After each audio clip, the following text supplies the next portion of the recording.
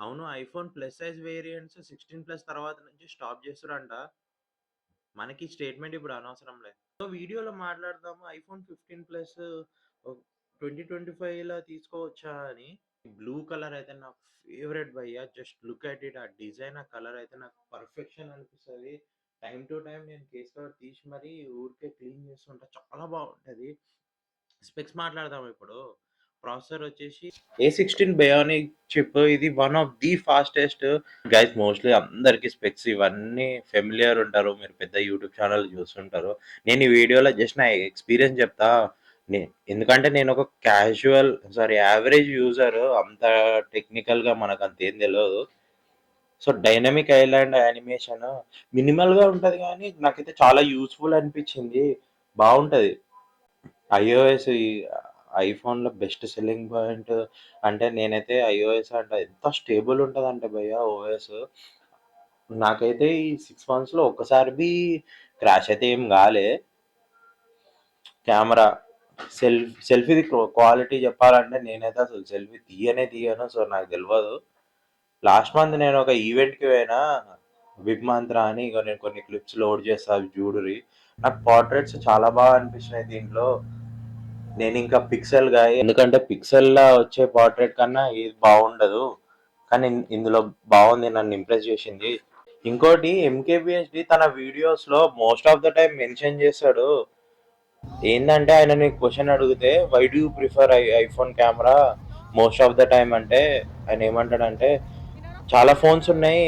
Like vivo 24 ultra ఇలాంటివి pixel camera ఇవన్నీ చాలా ఉన్నాయి. కంపారిజన్ లో ఐఫోన్ ని దాటితే గానీ most of the time phone ఇట్లా పాయింట్ అండ్ షూట్ ఫోటో తీసి జోబులో పెట్టేసుకుంటే ఐఫోన్ ఒక్కటే 10 10 సినారియోస్ లో 10 టైమ్స్ పర్ఫెక్ట్ గా పనిచేస్తుంది అని అంటారు. నేనైతే కంప్లీట్లీ అగ్రీ చేస్తా. అంత బాగుంటది. లైక్ ఏం తెలియని వాడు కూడా ఏం సెట్టింగ్ చేయాల్సిన అవసరం లేదు. జస్ట్ క్లిక్ కొట్టుకుంటే వెళ్ళిపోవచ్చు. అన్నిట్లో సేమ్ క్వాలిటీ అన్నట్టు ఉంటది. ఈ ఫొటోస్ చూడు నేను కొన్ని పెట్టిన. సో నెక్స్ట్ కేటగిరీ ఏంటంటే గేమింగ్. పబ్జి, ఫ్రీ ఫైర్ నేను ఆడను. నాకు ఆడనికి రాదు. సో మోస్ట్లీ నేను బాగానే వస్తుంది అనుకుంటున్నా. కాల్ ఆఫ్ డ్యూటీ మొబైల్ వేసుకున్నా. ఏంది భయ్ అది 10 నుంచి 20 నిమిషాల దాకా మొత్తం ట్యుటోరియల్ ఉంది. బ్యాటిల్ పాస్ ఎట్లా చేయాలి అది ఇది తీసేసిన గేమ్ నేను ఇంకా పిచ్చిలేసింది. బట్ నేను గెన్షిన్ ఇంపాక్ట్ ఆడినా.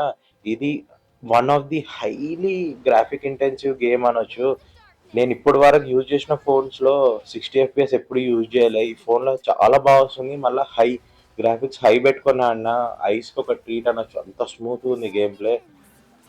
నేనైతే ఎక్కువ శాతం నాది PS5 స్లిమ్ ఉంది. ఒక 3000 పెట్టి ఒక కంట్రోలర్ కొనుక్కున్నా.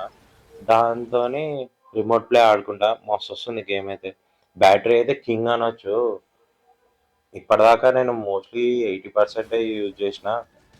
నాది ఏమంటారు బ్యాటరీ హెల్త్ 100% నుంచి 99 పడింది. నాకైతే ఏం అవసరం రాలే 100% పెట్టాల్సింది. 80% నడిపిస్తున్నా. ఒక డే మొత్తం నెక్స్ట్ డే దాకా వస్తుంది మధ్యాహ్నం దాకా.